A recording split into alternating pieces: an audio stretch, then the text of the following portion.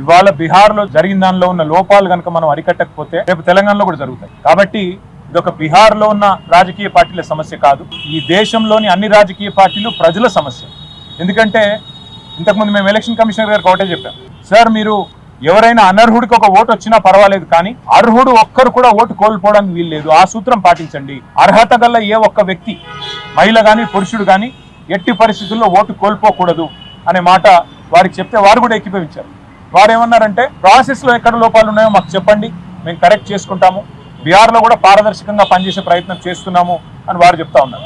వారికి మేము చెప్పింది ఏమంటే సమస్య వచ్చినాక రియాక్ట్ కావడం కాదు, ఒక ప్రాసెస్ ఇన్స్టిట్యూట్ చేయండి.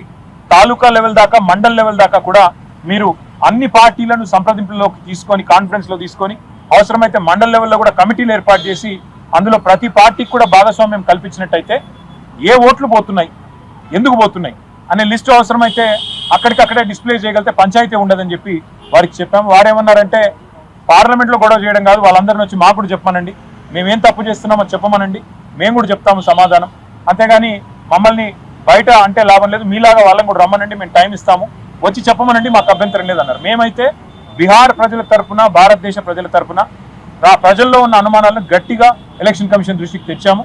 మరి వారు కొన్ని చిన్న సవరణలు చేసుకుంటే దేశానికి మంచిది, ప్రజాస్వామ్యానికి మంచిది.